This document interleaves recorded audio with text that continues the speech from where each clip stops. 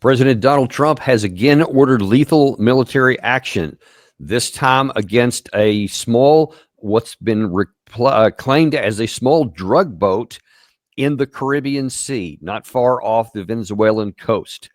And as you can see from the released video here from the United States, this is claimed to have been something that the U.S. says was confirmed to have been a Tren de Aragua boat running drugs, which allegedly were going to eventually end up in the United States. What we know so far is what's being reported anyway, is that the U.S. and we saw President Trump officially confirmed it yesterday that the boat was destroyed. It was in international waters, so it was not in Venezuelan territorial waters. 11 people were reported to have been killed, and the U.S. claimed that they have positive identification that it was specifically Tren de Aragua, who the U.S. has declared as a terrorist organization. Now, there are a lot of questions here, both with the actual boat itself, what has been attacked and destroyed, what they were doing, why we were doing it, what the legal basis is, and where this is going next. Probably the biggest question is, and what? That's one of the questions I ask on nearly everything that we do all the time. And the answer is disturbingly absent. So far, no one's talking much about it at all. Let me show you, though, what they are saying. First of all, this is when President Trump from the Oval Office yesterday made the announcement. We just, over the last few minutes, literally shot out a boat, a drug-carrying boat, a lot of drugs in that boat. And you'll be seeing that, and you'll be reading about that. It just happened moments ago, and our great general, head of the Joint Chiefs of Staff, who's been so incredible, including what took place in Iran, knocking out potential nuclear power for a long time to come. I think within a month they would have had it if we didn't do what we did. But he gave us a little bit of a briefing, and you'll see. And there's more where that came from. We have a lot of drugs pouring into our country, coming in for a long time. And we just, these came out of Venezuela and coming out very heavily from Venezuela. A lot of things are coming out of Venezuela. So we took it out, and you'll get to see that. You know, interesting about this claim. It's, coming out of Venezuela. A lot of stuff comes out of Venezuela. According to most of the reports I've been able to find out and do some digging since this happened, the vast majority of any drugs are transiting through Venezuela. They apparently are not the primary source of it. They're a conduit, and primary conduit in the air. Apparently there's a significant air transport, and use it as a hub because of their closeness and the porousness of the border with Colombia, with the corrupt police that are there. Apparently it's in some places just considered an open corruption, etc. The Venezuelan government has long been trying to inhibit that, but we know how the cartels work in that part of the world. So it has continued to be a conduit. But the question is, what would you want to do about that? And why are you going to go through with that one conduit when there are obviously quite a number of others, and all kinds of other drug are originating in other Latin and South American countries? Why just go after this one, and how is that going to stop it? And especially you're talking about hitting one boat, and even take a look at that boat by itself. Gary, if you can put that back up there. Some questions here. First of all, this is a really small boat. This is almost like just an outboard motorboat, the little dinghy, you can call it. And you can see in this where Gary has frozen it right here.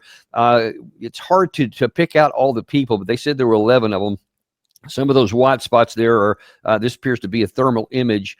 And so those white spots typically are human bodies because they're giving off heat, which is picked up by the thermal imagery.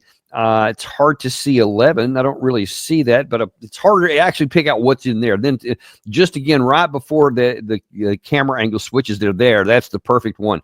Look in the back of the boat. So there's allegedly 11 people there, and there is not much stuff in the back of the boat. I don't know if that's luggage, if it's drugs. If it is, it's not very many. One would certainly reasonably ask, if this is a drug run, why do you have a boat of this size packed mostly with people and only a handful of other items? And I don't know what those are. I mean, we claim that we have positive identification that this was Trinidad, that they were moving drugs, etc. That's all we have. That's the only information that we're given. And what is this one boat going to do? What is balking at a boat here? And why did we start with this one? And what's to come? Now, there was a part of that answer of it's sort of answered by the Secretary of State, Marco Rubio, also yesterday when he said this. The president is going to be on offense against drug cartels and drug trafficking in the United States.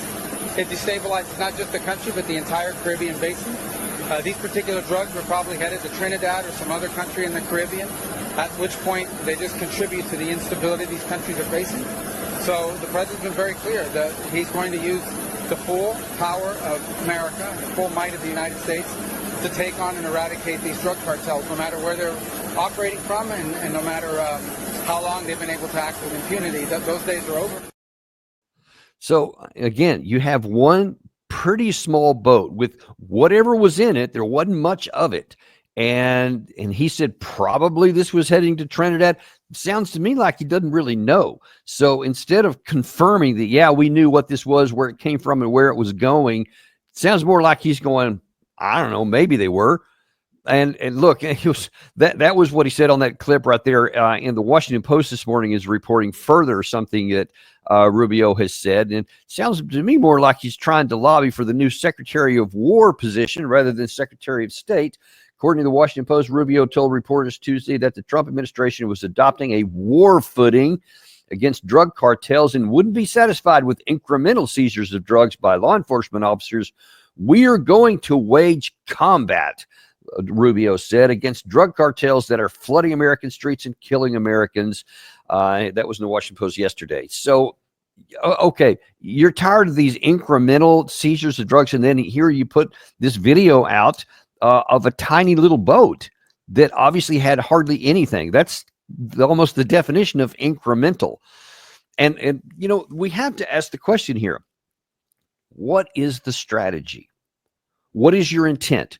What is the objective that you're trying to reach? Because you use these big splashy claims and these big words and, you know, bold threats. You know, we're going to war footing. We're tired of this incremental stuff. We're going to shut down this stuff. And look, I mean, I'm all for stopping drugs, illegal drugs from coming to the United States. It's a blight on our country. Now, as I've argued many times, we also simultaneously have to do whatever we can inside our borders to get rid of the demand and to help people get off of these illegal drugs and to do whatever we can to create a situation where people don't want to do drugs. It's a mammoth problem. It's a huge, difficult task that I don't in any way underestimate. But if you're not even going to address the demand side, then just going after the supply side is absurd, because as long as that demand stays unchecked and wide open, then you will find people that are willing to bring those drugs in because there's so much money to be made. It's just simple economics on top of the immorality of it, but it's supply and demand. You're going to have it. And we're not even looking at that part of it. We just want to have this. But let's just look at that part of it, though. Even if you want to get at the supply side of this, what is your objective? Is it to take whatever the total number is of I don't know, kilos per year that come into the United States that's estimated, whatever, we're going to cut it by 2/3, whatever the number is. I don't know. But that's what I need to know. They need to be telling us that. What is the objective? We're going to cut it down by 70%, whatever, pick a number.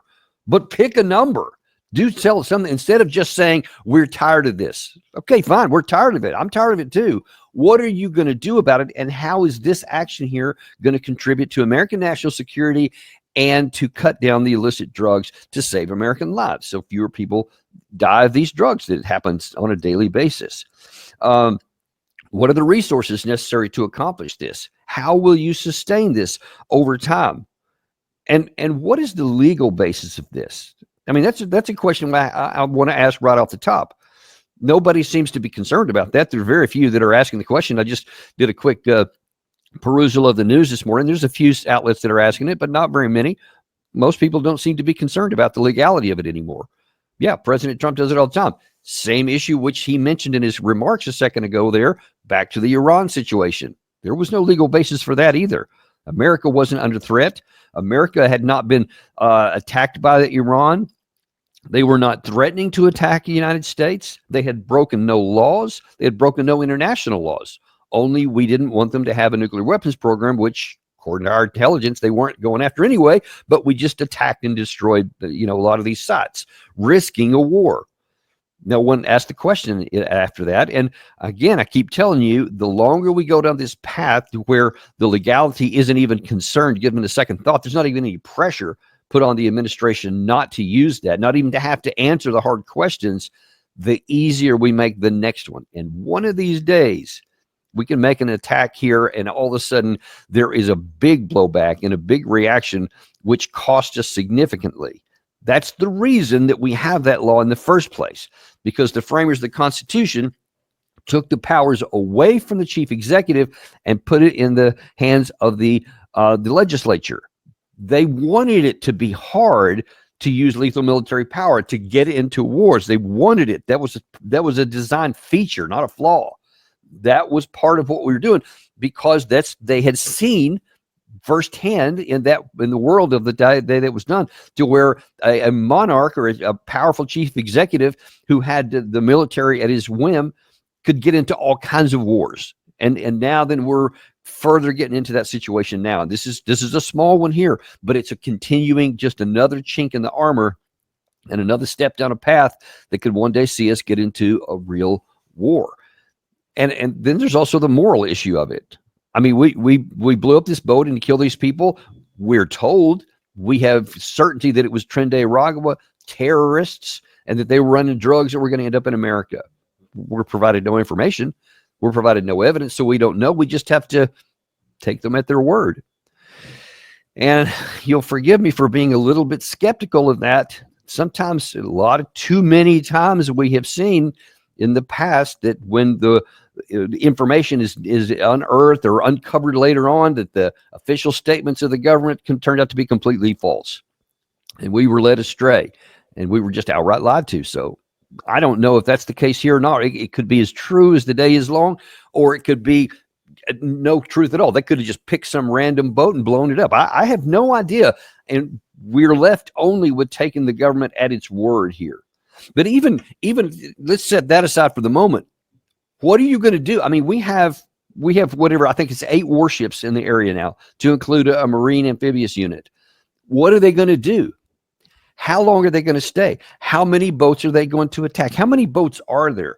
What do we think is the number of illegal boat seizures like this? I mean, that was one tiny dinghy. I mean, you see, that's just not even, you can't even measure that in terms of percentage, how tiny of a 1% that may be of the amount of drugs that are allegedly coming in, because there's a massive amount of them. So what are you going to do? Is this a permanent thing? Are you going to station these ships there? Is there going to be a rotation? I mean, these are destroyers, folks. Most of these ships are destroyers, like something you use that has a lot of missiles involved with it.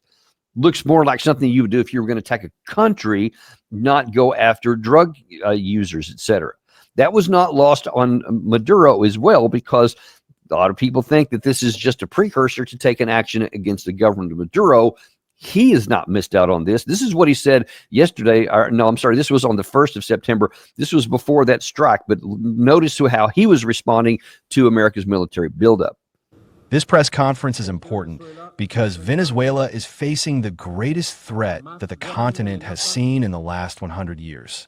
8 military ships with 1,200 missiles and a nuclear submarine are targeting Venezuela.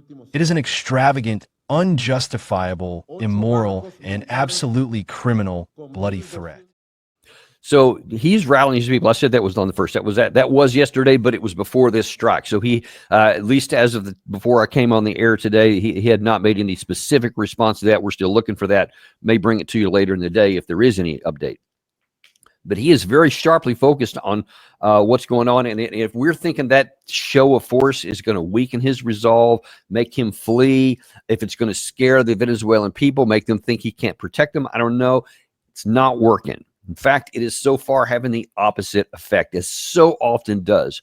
When you inflict somebody, even when their government is really unpopular, and he is unpopular, this kind of thing has more likely to rally around the flag and bring them together. And at least according to what Maduro said subsequent to that, he said that the people are rallying to his side.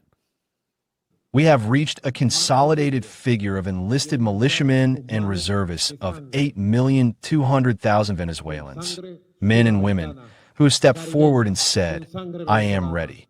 8,200,000 Venezuelans, but it remains open. So, however many there really are, and a lot of these are just militia. A lot of this was done for cameras, I'm sure, because I've seen some video footage from some of the local news media showing the reservists showing up for duty. They're going through drills, etc. There have been mobilized some of their armed forces in some of the key areas along the coast, etc. I'm sure they're on high alert. I mean, they would be crazy not to be. So right now they are really focused and ready. And if the United States tried to do something, there would certainly be some kind of reaction, because Venezuela is certainly no match for the United States military-wise. That's not to say that they don't have capacity. And we have those ships out there, and it is not a given that any of the anti-ship missiles that the Venezuelans have would not find the mark. Maybe they wouldn't. Maybe our interceptor missiles would knock them all down, but that's not a gamble. We need to find out what the answer is. Not a path we need to go down, because listen, 8 destroyers and 1 marine amphibious unit, that is not enough to do anything. That might be enough if you're going to, like, say, conduct a it's called a personnel evacuation situation, like in an embassy or something like that. You can send the Marines in to help get people out or something like that, and then defend the area around. That's it. You're not going to attack a country like that. All you're going to do is just have all this firepower in the area, and then that's it. And if you start if you just launch some of these missiles, towards what end?